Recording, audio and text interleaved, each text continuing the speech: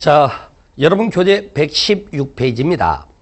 용도지구라고 해서 나오는 것 있죠. 우리가 이제 용도 지역을 배우셨고, 그 다음에 이제 용도 지구를 배우는데, 용도지구란 건 그런 거죠. 용도 지역상의 토지용에 일정한 제한이 이미 설정되어 있는 상태죠. 근데 그 제한만으로 뭔가 부족함이 나타납니다. 그걸 이제 보완하는 거죠. 다만 보완하는 형식은 행위 제한이 강화될 수도 있고 완화될 수도 있다는 거죠. 이렇게 함으로써 용도 지구를 이제 지정함으로써 용도 지역의 기능이 증진되는 목적, 그걸로 지정하는 걸 용도 지구다라고 얘기하는 거죠. 자, 상업지역은 많은 사람이 이용하는 공간으로 설정된 땅입니다. 그렇죠? 많은 사람 안에는 머리에 꽃을 꽂고 다니는 분이 나올 수가 있다는 거죠.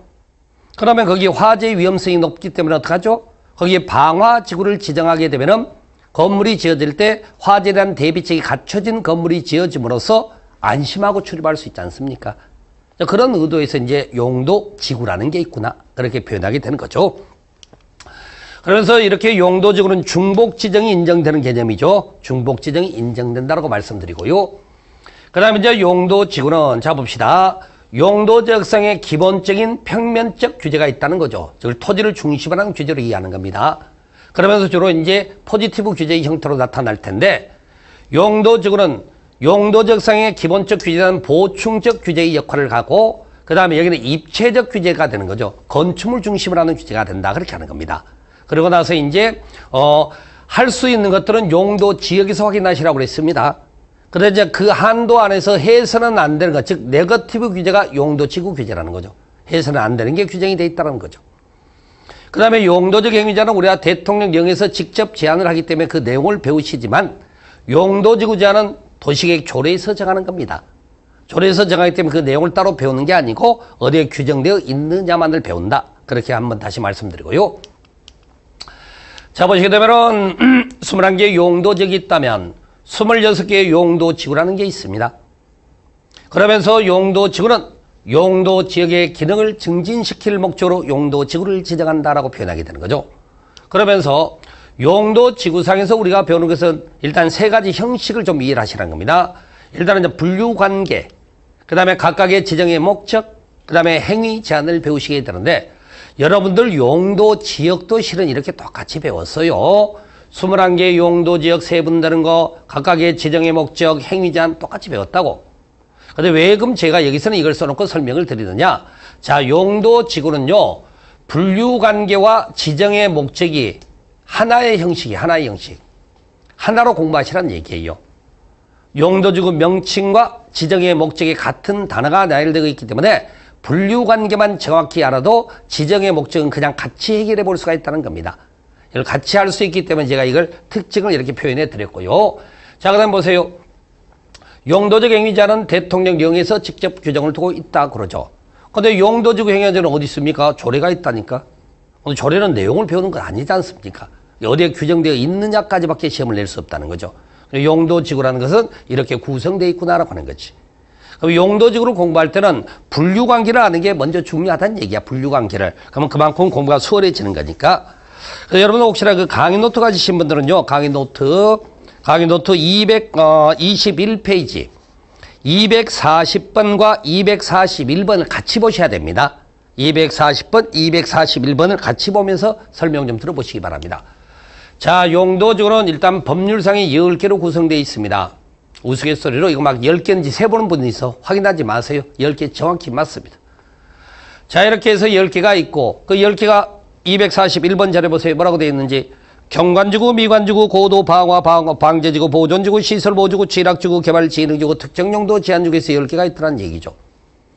그러면서 시행령으로 들어가시게 되면은 그중에 8가지 용도지구는 세분이 되지만 세분 안 되는 게 2가지가 있죠. 뭐뭐 세분 안 되죠? 방화지구, 특정용도 제한지구 세분이 되지 않는다, 이렇게 하는 거죠.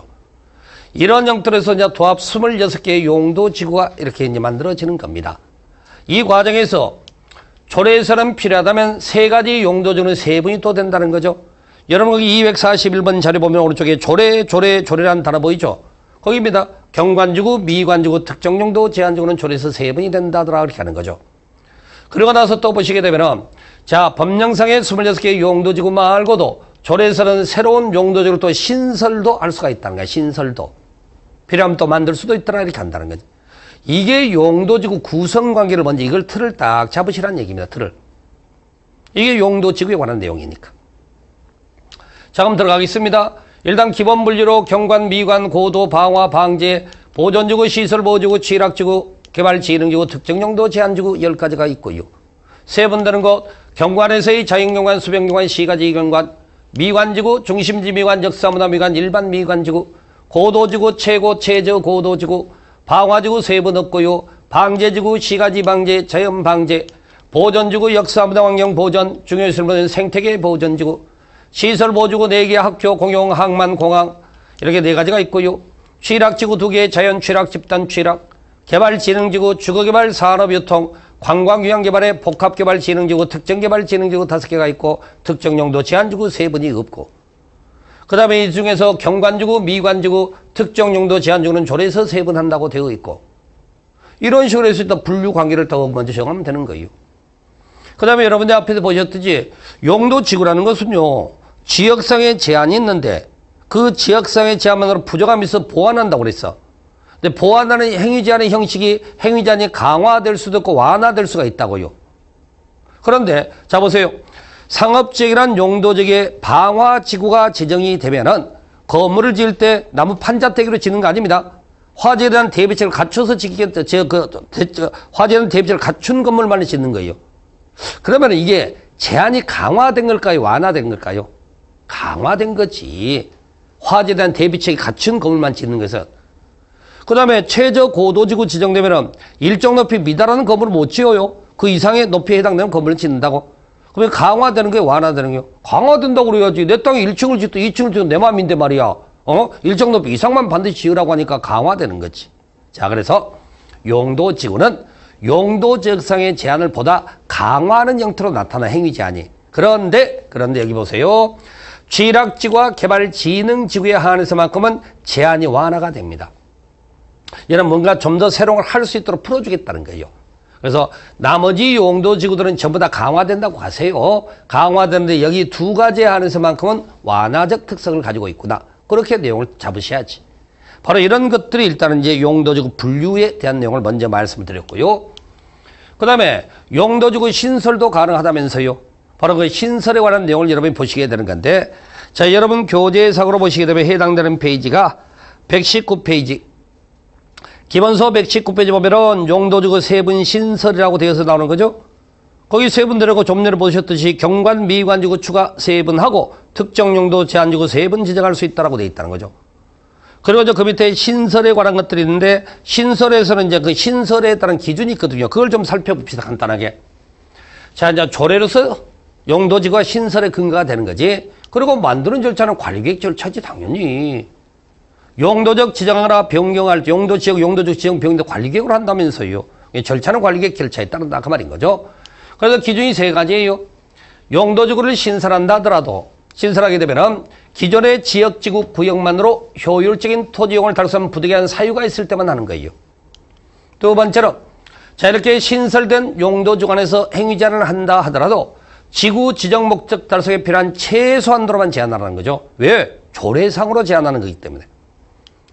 그 다음에 3번째가 이제 의미가 중요한 건데 자 이렇게 새롭게 용도지구가 만들어진다 하더라도요. 지역상에 할 수 있는 범위가 있거든. 그 범위를 넘어서는 용도지구는 절대 안 돼. 용도지구라는 것은요. 지역의 한도 안에서만 허용이 되거든요. 지역의 한도 안에서만. 아셨습니까? 바로 그렇기 때문에 용도지역이나 용도구역 행위제한을 완화하는 용도지구는 신설이 안 됩니다. 그래서 아무튼 반드시 지구라는 것은 지역의 한도 안에서만 허용된다. 그래서 오히려 이 3번째만 조금 더 정확하게 좀 알아두시면 되겠습니다. 여러분 교재 네모 박스에 동일하게 있죠. 그 다음에 여러분들이 신설이라든지 세분을 한번 구경만 하세요. 조례 있는 거 시험 안 내는 줄 아시죠, 여러분도? 여러분이 말로만 신설 세분 하지 말고 한번 보라고 어떤 게 신설인지. 자, 봅시다.